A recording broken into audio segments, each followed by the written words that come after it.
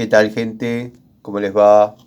Bueno, espero que muy bien. Nuevo video de Siciliano en su taller, video cortito, para mostrarles estas llaves de la calidad Biasoni, como prometí.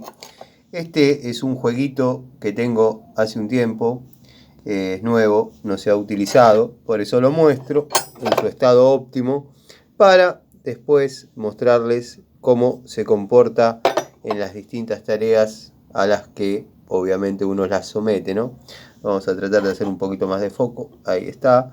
Bueno, esta corresponde o pertenece a la línea nueva, al jueguito nuevo que compré, con algunas diferencias anatómicas, bueno, de estética ni hablar, pero bueno, la calidad sigue estando. Las voy a poner a trabajar. Está el juego completo, nada más que bueno, quien vio un botón los vio todos, ¿no?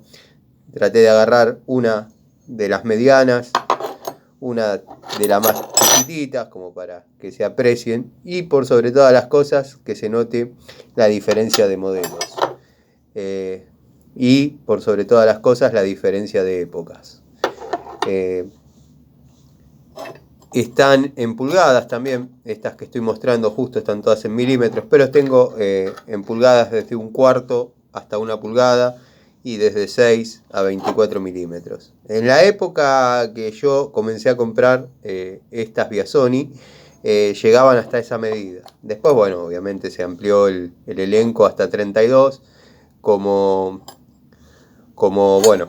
ha pasado con la línea Ruhlmann, que en las primeras...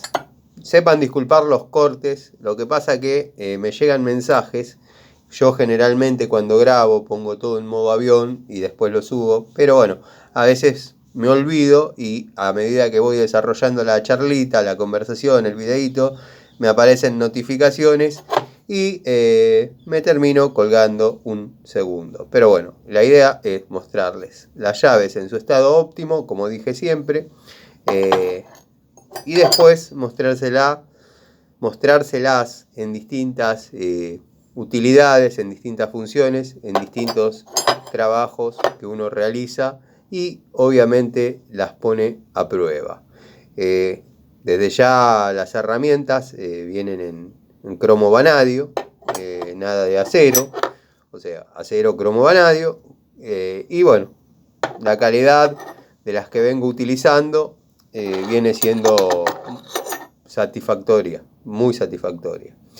Si bien tienen la anatomía de un abaco, bueno, ahora ya hay unos cambios estéticos importantes, notarán este rebaje acá que tienen.